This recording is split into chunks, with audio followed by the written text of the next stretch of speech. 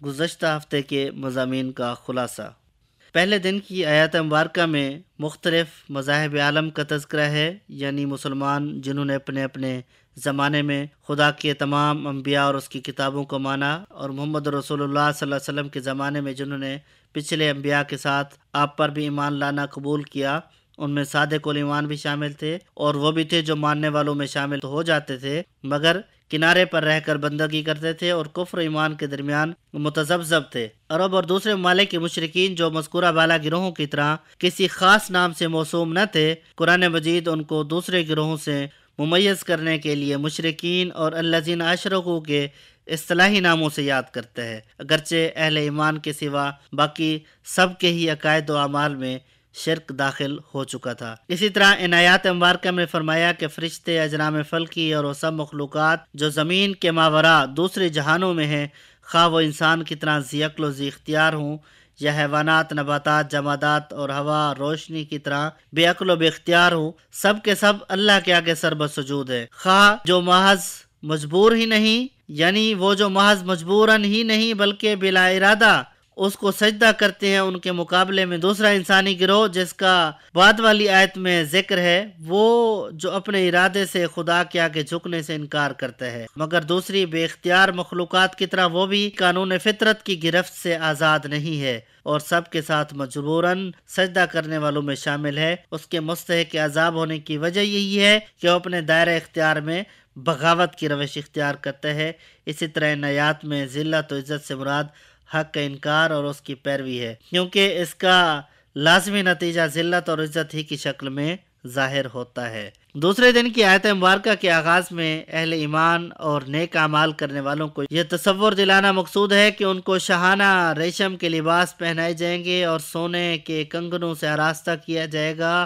اور انہیں ایسے باغات میں داخل کیا جائے گا جس کے نیچے نہریں بہہ رہی ہیں۔ اسی طرح آیات مبارکہ میں کفار کی اس روش کا ذکر بھی کیا گیا جو وہ حضرت محمد مصطفیٰ صلی اللہ علیہ وسلم اور آپ کے پیروں کو حج اور عمرہ نہیں کرنے دیتے۔ اللہ جل شانہ فرما رہے ہیں کہ ہم نے اس گھر میں مقامی باشندوں اور باہر سے آنے والوں کے برابر حقوق رکھے ہیں، یعنی جو کسی شخص یا خاندان یا قبیلے کی جائیداد نہیں بلکہ وقف عام ہے اور جس کی زیارت سے روکنے کا کسی کو حق نہیں۔ تیسرے دن کی آیت مبارکہ میں یہ بیان کیا گیا ہے کہ اللہ جل شانہ نے جب حضرت ابراہیم علیہ الصلاۃ والتسلیم کو خانہ کعبہ کی تعمیر کا حکم اور آپ کو جگہ بھی دی تو آپ نے بیت اللہ تعمیر کر دیا، جسے اللہ جل شانہ نے البیت العتیق کہا۔ تعمیر کے بعد حکم ملا کہ اس گھر کے حج کی طرف تمام انسانوں کو بلائیں۔ آپ نے اس وقت عرض کی، باری تعالیٰ میری آواز ان تک کیسے پہنچے گی؟ جواب ملا، آپ کے ذمہ صرف پکارنا ہے، آواز پہنچانا میرے ذمہ ہے۔ پس آپ نے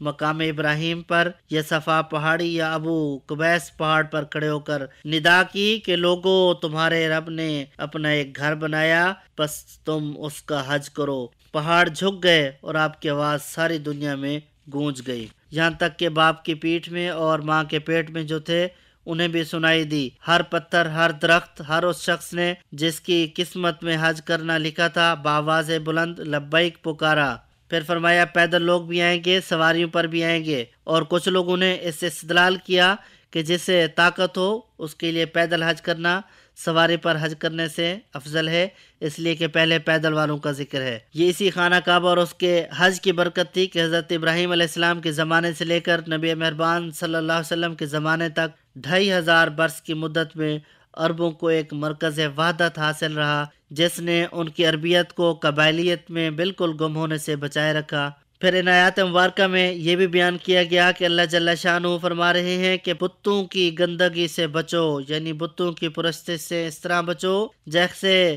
غلاظت سے آدمی گھن کھاتا ہے، جھوٹی باتوں سے پرہیز کرو۔ یہ الفاظ تو اگرچہ عام ہیں اور ان سے ہر جھوٹ، بہتان اور جھوٹی شہادت کی قربت ثابت ہوتی ہے۔ چوتھے دن کی آیت مبارکہ میں پہلی آیت میں شاعر اللہ کے احترام کا عام حکم دینے اور اسے دل کے تقوی کے علامہ ٹھہرانے کے بعد یہ فقرہ ایک غلط فہمی کو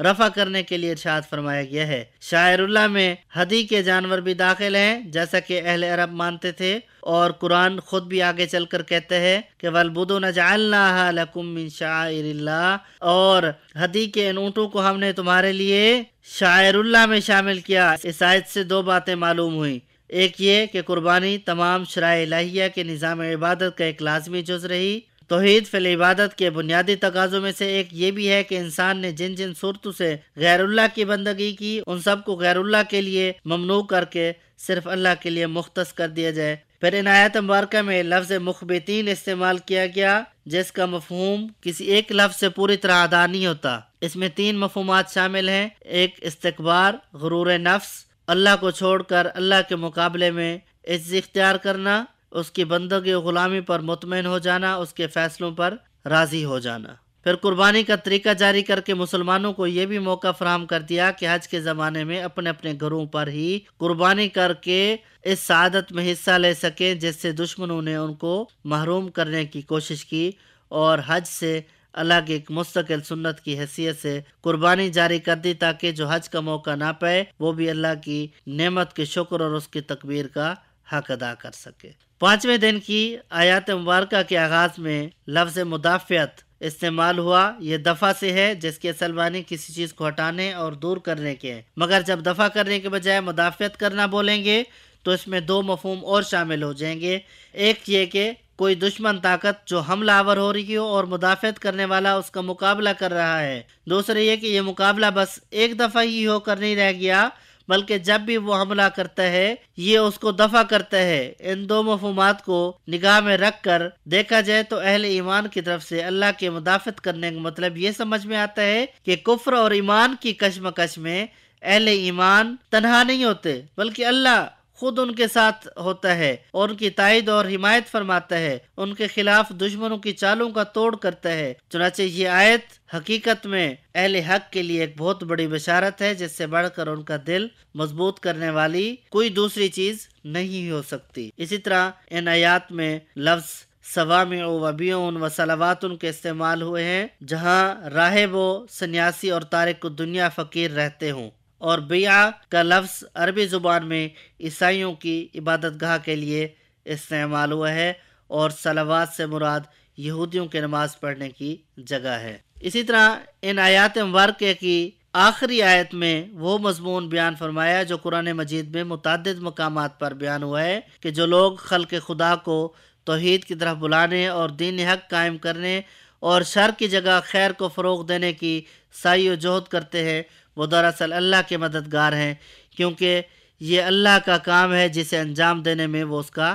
ساتھ دیتے ہیں۔ 6 دن کی آیت مبارکہ میں اللہ جل شانہ نے فرمایا کہ ان میں سے کسی قوم کو بھی نبی کی تکذیب کرتے ہی فوراً نہیں پکڑ لیا جاتا بلکہ ہر ایک کو سوچنے سمجھنے کے لیے وقت دیا جاتا ہے، اور گرفت اس وقت کی گئی۔ 6 دن کی آیت مبارکہ میں اللہ جل شانہ نے فرمایا کہ ان میں سے کسی قوم کو بھی نبی کی تکذیب کرتے ہی فوراً نہیں پکڑ لیا گیا بلکہ ہر ایک کو سوچنے کے لیے کافی وقت دیا گیا، اور گرفت اس وقت کی گئی جب انصاف کے تقاضے پورے ہو چکے تھے۔ اسی طرح کفار مکہ بھی یہ نہ سمجھیں کہ ان کی شامت آنے میں جو دیر لگ رہی ہے وہ اس وجہ سے ہے کہ نبی کے تنبیہات محض خالی دھمکیاں ہیں، در حقیقت یہ مہلت غور و فکر ہے جو اللہ اپنے قاعدے کے مطابق ان کو دے رہا ہے، اور اس مہلت سے اگر انہوں نے فائدہ نہ اٹھایا تو ان کا انجام بھی وہی ہو کر رہنا ہے جو ان کے پیش رو کا ہو چکا ہے۔ قرآن سائنس کی زبان میں نہیں بلکہ ادب کی زبان میں کلام کرتا ہے۔ یہاں خامخواہ ذہن اس سوال میں الجھ جائے کہ سینے والا دل کب سوچا کرتا ہے۔ ادبی زبان میں احساسات، جذبات، خیالات بلکہ قریب تمام ہی افعال